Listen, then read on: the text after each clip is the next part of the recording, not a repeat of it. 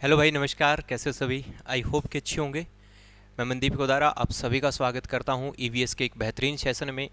आज के सेशन में हम लोग बात करने वाले हैं कि पर्यावरण को लेकर के अंतर्राष्ट्रीय स्तर पर, इंटरनेशनल लेवल पर पर्यावरण को लेकर के कौन कौन से सम्मेलन हुए। जो इम्पोर्टेंट सम्मेलन है वो भी आपको बताऊंगा। सारे सम्मेलन के बारे में हम डिस्कस करेंगे, ठीक है?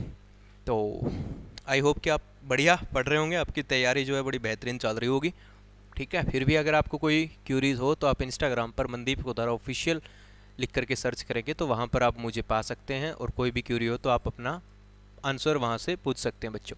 सबसे पहले हमारे सामने आता है स्टॉकहोम सम्मेलन। स्टॉकहोम सम्मेलन हुआ था बच्चों 5 जून 1972 में, ठीक है। 5 जून 1972 में स्टॉकहोम सम्मेलन हुआ था स्वीडन के अंदर। स्वीडन के स्टॉकहोम शहर के अंदर ये सम्मेलन हुआ था, ठीक है। और ये इम्पोर्टेंट क्यों है, ठीक है, इसके बारे में बात करेंगे। स्टॉकहोम, ठीक है, स्टॉकहोम सम्मेलन। ये स्टॉकहोम एक शहर है बच्चों स्वीडन का। स्टॉकहोम एक शहर है स्वीडन का, ठीक है। स्वीडन के शहर स्टॉकहोम में, स्वीडन के शहर स्टॉकहोम में ये सम्मेलन हुआ। और इस सम्मेलन के बाद से, इससे एक साल बाद, यानी कि 5 जून 1973, 5 जून 1973 से हर साल 5 जून को पर्यावरण दिवस मनाया जाने लगा, विश्व पर्यावरण दिवस। तो अपने से ये प्रश्न भी आ जाता है कि विश्व पर्यावरण दिवस कब मनाया जाता है। तो विश्व पर्यावरण दिवस जो है वो 5 जून को मनाया जाता है। हर साल 5 जून को विश्व पर्यावरण दिवस मनाया जाता है। स्टॉकहोम सम्मेलन के बाद से ये चीज़ स्टार्ट हुई। इस सम्मेलन का उद्देश्य था कि मानव स्वास्थ्य और पर्यावरण को स्थायी कार्बनिक प्रदूषकों से बचाने के लिए, ठीक है। आपको पता है, मैंने आपको प्रदूषक बताए थे, तो उस समय बताया था कि हमारे पर्यावरण के अंदर कुछ स्थायी कार्बनिक प्रदूषक है, यानी कि कार्बन के कुछ कंपाउंड है। स्थायी कार्बनिक प्रदूषण को बचाने के लिए ये पहली बार एक सम्मेलन हुआ था। सबसे पहला सम्मेलन है, इसीलिए भी इम्पोर्टेंट है। प्रदूषकों से मानव स्वास्थ्य और अपने पर्यावरण को बचाने के लिए ये शुरू हुआ। और इसी के बाद से प्यारे बच्चों यूएनईपी, ठीक है, यूनाइटेड नेशन एनवायरनमेंट प्रोग्राम, ठीक है, UNEP, United Nation Environment programme, ठीक है। संयुक्त राष्ट्र पूरा नाम है इसका, संयुक्त राष्ट्र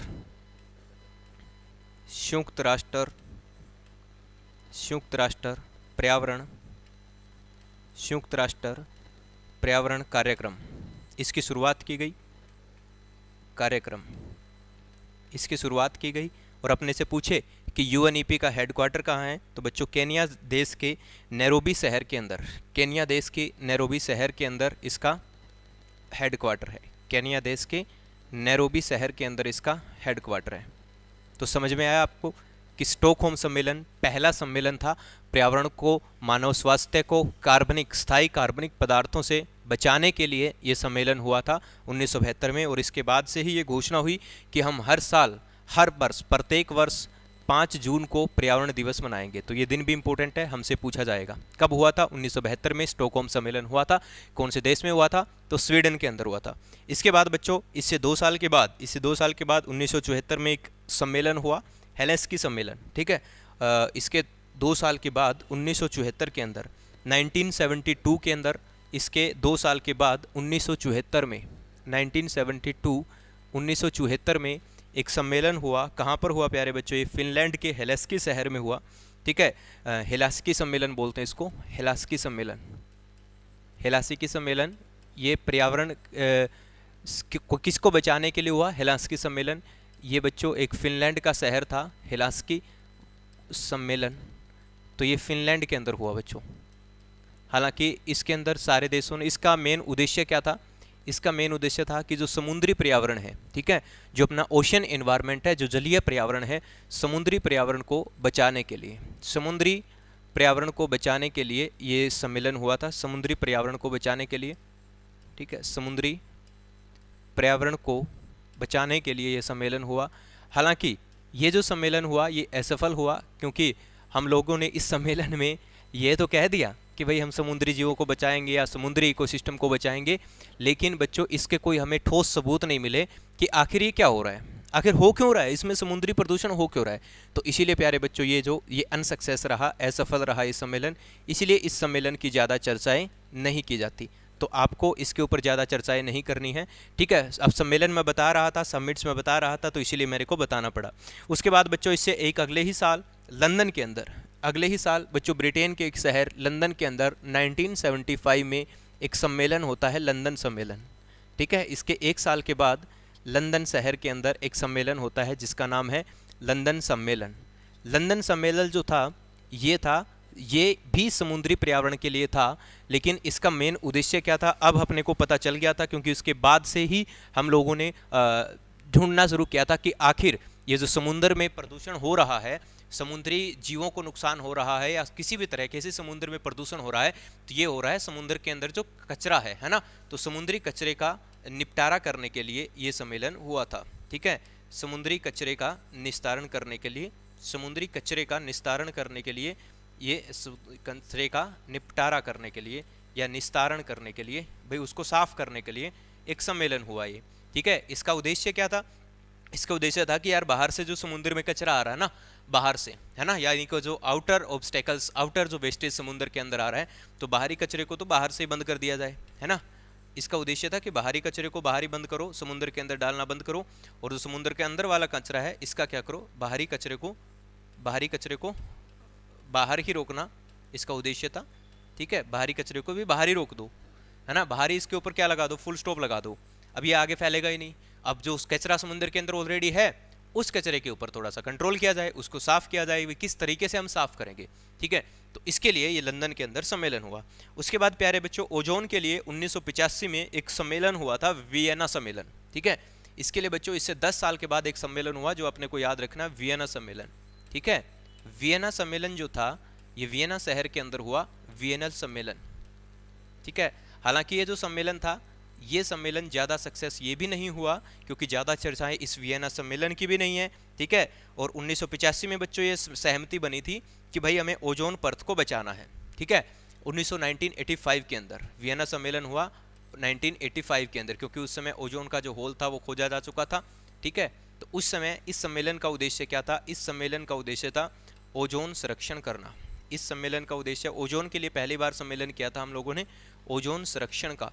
इस सम्मेलन का उद्देश्य क्या था? ओजोन संरक्षण करना, यानी कि ओजोन परत को बचाना। अब ये ओजोन परत क्या है इसके बारे में मैंने आपको बताया था कि ओजोन का ह्रास क्यों हो रहा है, इसके लिए भी मैंने आपको बताया था। 1988 में ये लागू हुआ था।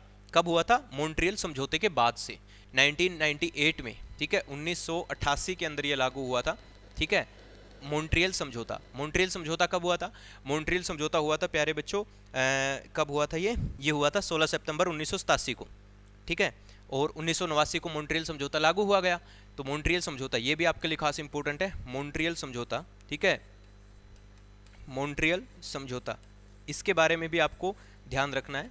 मॉन्ट्रियल समझौता, मॉन्ट्रियल समझौता इंपॉर्टेंट क्यों है वो बताऊंगा मैं आपको। मॉन्ट्रियल समझौता हुआ था 16 सितंबर 1987 को, ठीक है। 16 सितंबर 1987 1987 को ये हुआ था। और 1989 को 1989 में ये लागू हुआ था। कौन सा?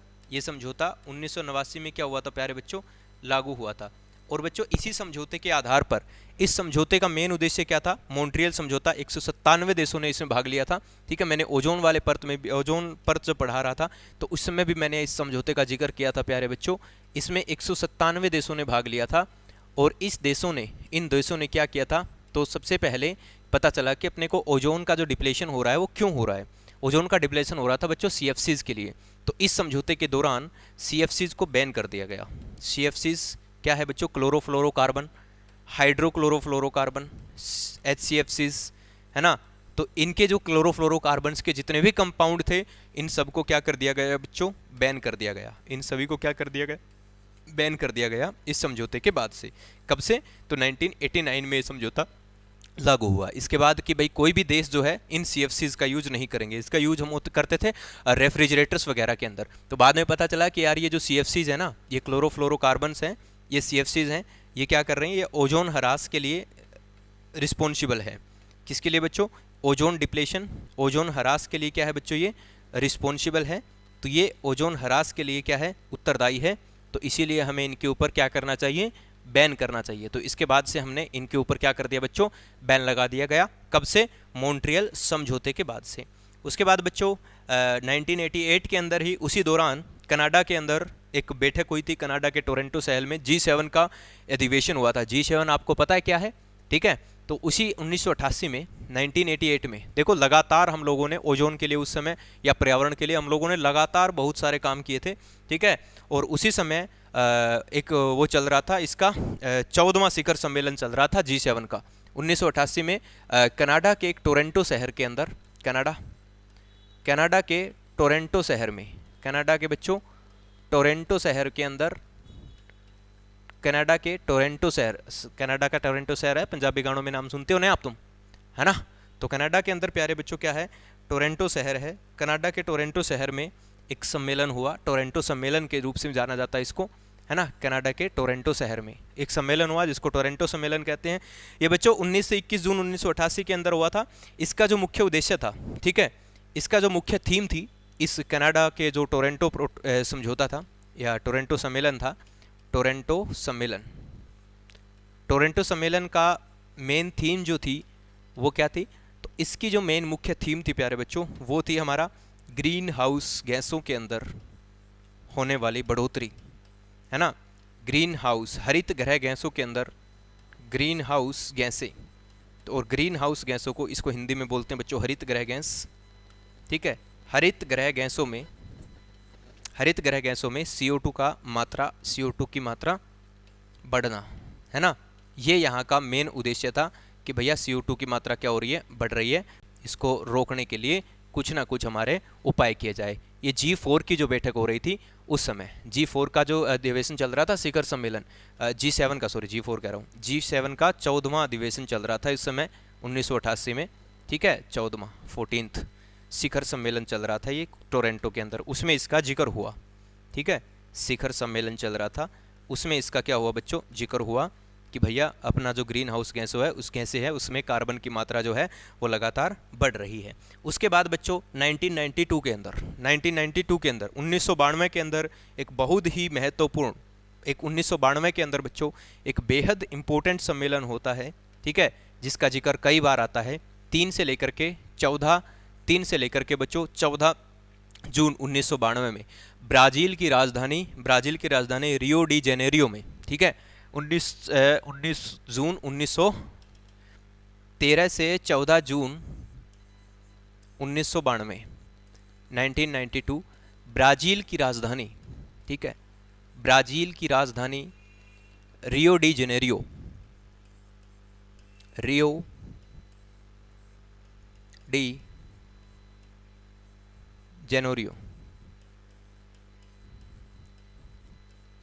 इसमें एक सम्मेलन होता है जिसको पृथ्वी सम्मेलन या रियो सम्मेलन के नाम से जानते हैं। इसमें एक सम्मेलन होता है बच्चों, पृथ्वी सम्मेलन, या इसको रियो सम्मेलन के नाम से जानते हैं। पृथ्वी सम्मेलन या इसको रियो सम्मेलन के नाम से जानते हैं। पृथ्वी सम्मेलन या प्यारे बच्चों रियो सम्मेलन के नाम से जानते हैं। कहाँ हुआ था, तो ब्राज़ील देश की राजधानी उसके अंदर रियो डी जेनेरियो में हुआ था। इस सम्मेलन के दौरान प्यारे बच्चों UNFCCC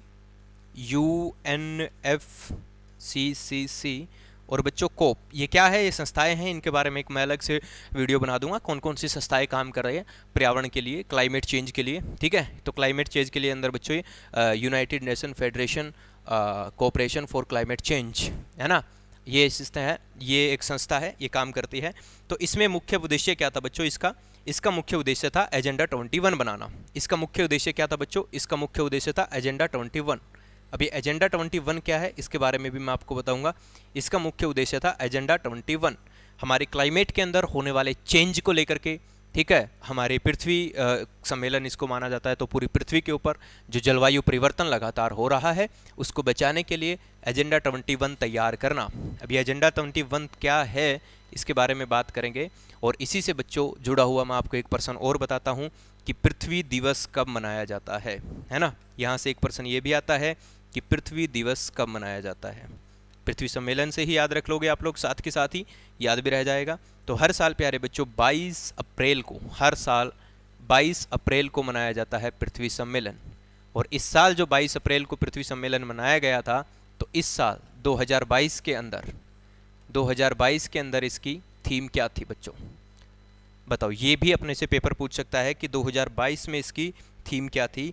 तो इन्वेस्ट इन आवर अर्थ, है ना, इसके अंदर इसकी थीम थी invest in our earth, invest in our earth, invest in our earth, कि भाई हम पृथ्वी में इन्वेस्ट करेंगे, पृथ्वी को अगर हम बचाएंगे तो ही हमारा भविष्य जो है वो सुरक्षित है, नहीं तो हमारा भविष्य सुरक्षित नहीं है बच्चों। ये उद्देश्य था किसका, इसकी थीम थी। ठीक है, अब ये एजेंडा 21 क्या है बच्चों, एजेंडा 21 ये एक दस्तावेज है। क्या है बच्चों, एक डॉक्यूमेंट है एजेंडा 21। ठीक है, आओ जरा मैं एजेंडा 21 के ऊपर लेके चलता हूँ आपको। व्हाट इज द एजेंडा 21, आजा बेटा इधर आजा, ओहो शाबाश, है ना। एजेंडा 21 क्या है, एजेंडा 21 बच्चों एक डॉक्यूमेंट है। क्या है ये एक डॉक्यूमेंट है, एक दस्तावेज है। ये एक दस्तावेज है जो नियम कानून तैयार करता है। ये एक दस्तावेज है जो नियम तैयार करते, जो भी अपने को मतलब पूरी दुनिया में यहाँ पर जितने देशों ने भाग लिया था, उन्होंने एक एजेंडा 21 बनाया था। एजेंडा 21 का मेन उद्देश्य क्या है, इसका उद्देश्य है कि भाई हम लोग जब भी कोई नियम बनाएंगे तो उसमें हम कुछ विषयों के ऊपर जरूर नियम बनाएंगे, कुछ विषयों को हमेशा ध्यान में रखेंगे। ठीक है, इसमें क्या है, जब भी कोई नियम बनाएंगे तो कुछ विषय जैसे कि गरीबी, है ना, जैसे कि गरीबी, इस विषय को, मानव स्वास्थ्य, हेल्थ, स्वास्थ्य, गरीबी यानी कि पॉवर्टी, मानव स्वास्थ्य, प्रौद्योगिकी उपकरण, वित्तीय संसाधन, इन सभी मुद्दों को लेकर के, वित्तीय संसाधन, इन मुद्दों के ऊपर कानून बने जाएंगे आगे चल के। ठीक है, और आगे चल के फिर ये हर बार रियो जो था अपना रियो सम्मेलन, हर बार ये रियो 20, रियो 10, ये सब बार क्या होते रहते हैं, इनकी मीटिंग्स होती रहती है हर साल। ठीक है, और उनका मेन उद्देश्य क्या होता है, इन मुद्दों के ऊपर, प्रौद्योगिकी उपकरण भी कह लो, टेक्नोलॉजिकल इंस्ट्रूमेंट्स, प्रौद्योगिकी उपकरण,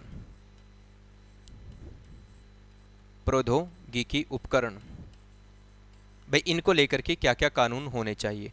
भाई टेक्नोलॉजी क्या क्या इंस्ट्रूमेंट है, कोई ऐसे इंस्ट्रूमेंट तो यूज़ नहीं कर रहे भाई साहब जिसके अपने पर्यावरण को या हमारे स्वास्थ्य को किसी प्रकार का कोई नुकसान पहुंचे, क्योंकि टेक्नोलॉजी बच्चों लगातार बढ़ रही है ना। दूसरा वित्तीय संसाधन हो गया, दूसरा उपभोग के ढंग, है ना, उपभोग के ढंग, भाई किस तरह से किस चीज़ का उपभोग अपने को करना है बच्चों, उपभोग के ढंग। तो इन मुद्दों को हम हमेशा ध्यान में रखेंगे जब भी कोई नियम बनाएंगे। तो ये एजेंडा 21 का मेन लक्ष्य था।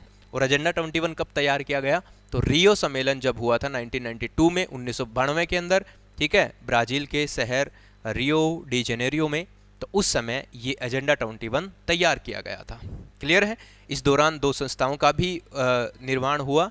ये संस्थाएं आज भी काम कर रही है बच्चों। इसका एक और है जो पेरिस समझौता है, उसके ऊपर भी चर्चा करेंगे हम कभी। ठीक है, चलो आई होप कि यहाँ तक की बातें समझ में आई होगी सभी को। एजेंडा 21, उसके बाद बच्चों एजेंडा 21 को प्रभावी बनाने के लिए 1997 में अमेरिका के अंदर न्यूयॉर्क शहर में, ठीक है, 1997 में 1997 में एक सम्मेलन हुआ जिसको बोलते हैं प्यारे बच्चों न्यूयॉर्क सम्मेलन। न्यूयॉर्क सम्मेलन ये अमेरिका के शहर वाशिंगटन डीसी के शहर न्यूयॉर्क में, ठीक है, न्यूयॉर्क सम्मेलन हुआ। इस सम्मेलन का मेन उद्देश्य क्या था, इस सम्मेलन का मेन उद्देश्य था कि एजेंडा 21 को लागू किया जाए। ठीक है, अब क्योंकि वो बन करके तैयार हो रहे थे तो इसका मेन उद्देश्य था एजेंडा 21 को लागू करवाया जाए, एजेंडा 21 को लागू करवाया जाए। ठीक है, एजेंडा 21 को लागू करवाने के लिए एक फिर से सम्मेलन हुआ, ठीक है, जिसका उद्देश्य था एजेंडा 21 को लागू करना। उसके बाद प्यारे बच्चों, उसके बाद क्योटो प्रोटोकॉल होता है 1997 में, ठीक है, क्योटो प्रोटोकॉल ये भी इंपॉर्टेंट है बच्चों, ये जापान के शहर क्योटो में हुआ था, है ना। क्योटो प्रोटोकॉल होता है आगे अपना 1997 इसी साल, ठीक है, इसी साल होता है अपना 1997 के अंदर एक सम्मेलन हुआ जापान के शहर क्योटो के अंदर, है ना। तो क्योटो प्रोटोकॉल के नाम से इसको जानते हैं, क्योटो प्रोटोकॉल। क्योटो प्रोटोकॉल कहाँ हुआ, ये भी इम्पोर्टेंट है। तो जापान के क्योटो शहर में हुआ था बच्चों, ये तो आप जानते ही हैं, जापान का शहर है क्योटो, ठीक है। तो जापान के अंदर एक क्योटो प्रोटोकॉल हुआ। इसका उद्देश्य क्या था बच्चों? इसका उद्देश्य था कि ग्लोबल वार्मिंग जो हो रहा है ना, ग्लोबल वार्मिंग की वजह से जो क्लाइमेट चेंज हो रहा है, ग्लोबल वार्मिंग की वजह से, वैश्विक तापन की वजह से, ग्लोबल वार्मिंग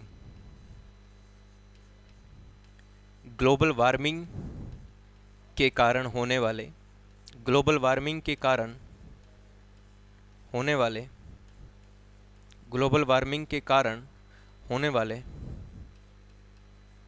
जलवायु परिवर्तन, होने वाले जलवायु परिवर्तन को रोकना, होने वाले जलवायु परिवर्तन को रोकना। अब ये बात तो आप जानते हैं कि भाई जलवायु परिवर्तन जो हो रहा है, वैश्विक तापन, ग्लोबल वार्मिंग की वजह से वैश्विक तापन, इसको हिंदी में बच्चों वैश्विक तापन भी लिखा होता है।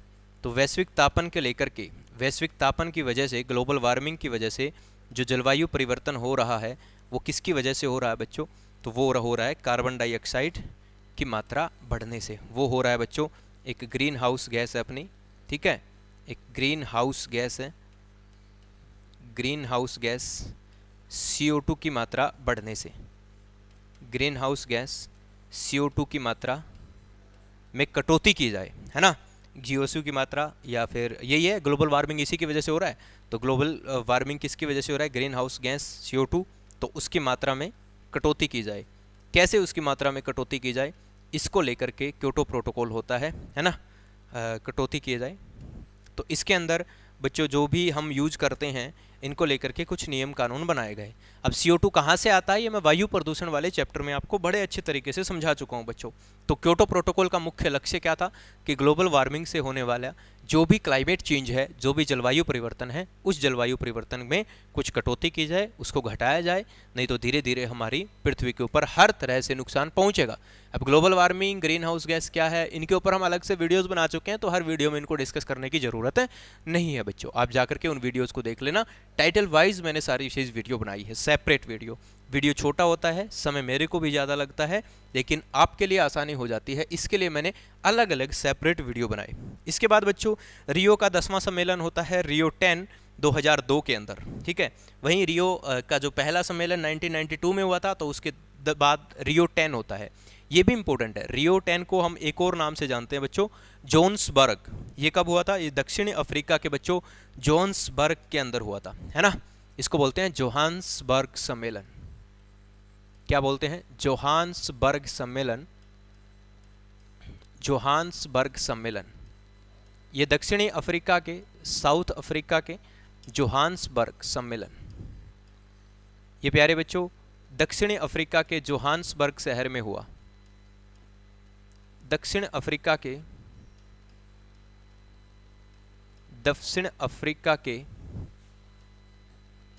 जोहान्सबर्ग शहर में हुआ।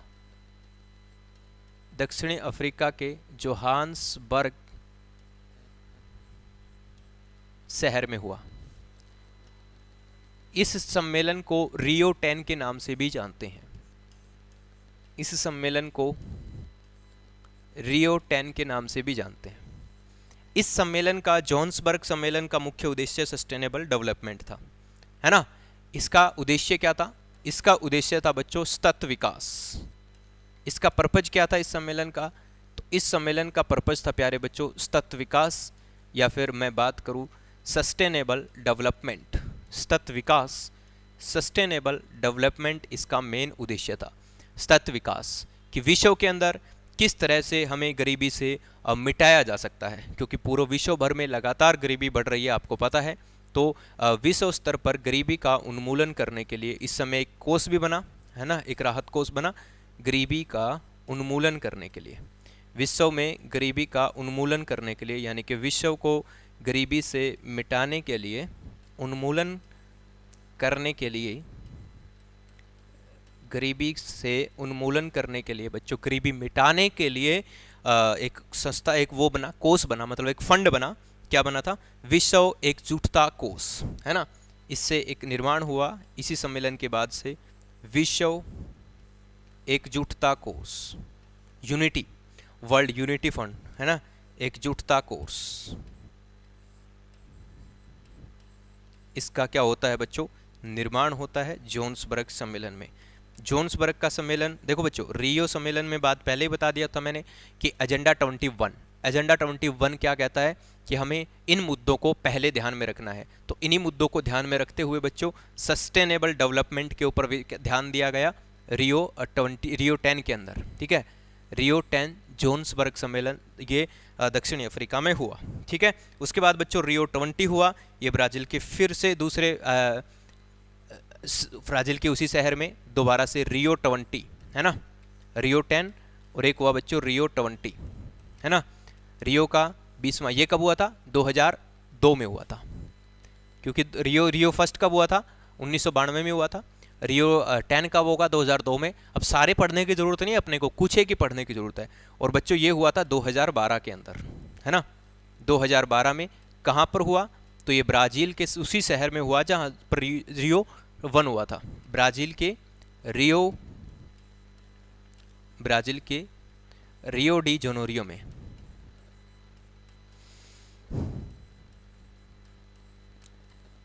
रियो डी जेनेरियो में ये सम्मेलन हुआ बच्चों, रियो 20 के नाम से सम्मेलन हुआ, ठीक है। इसका उद्देश्य था फ्यूचर वी वांट, सतत विकास के ऊपर। इसमें भी सस्टेनेबल डेवलपमेंट में इसमें जो था, मतलब जो थीम थी वो था we want, future we want, है ना, फ्यूचर वी वांट।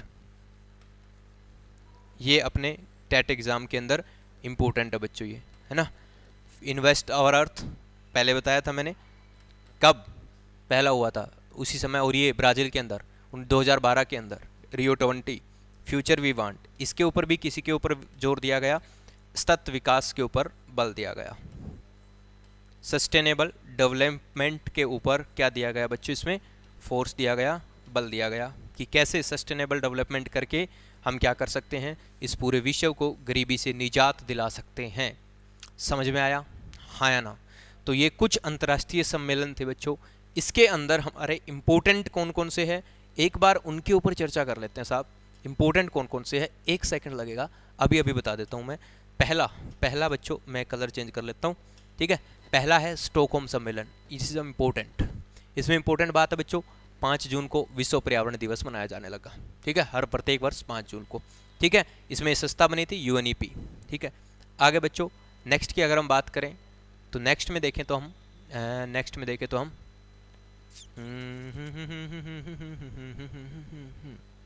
ये हेलेस्की था, ये इंपॉर्टेंट नहीं है, नया याद रखो।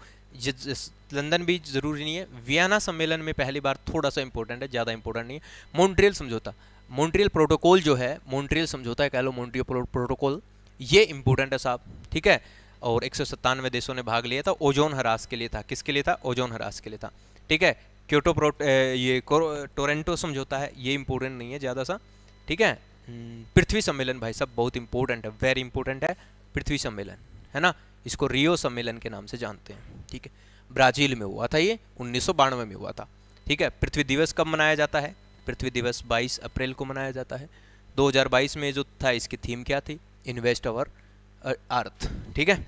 एजेंडा 21 इंपॉर्टेंट है। एजेंडा 21 का लक्ष्य क्या है एजेंडा 21, ठीक है।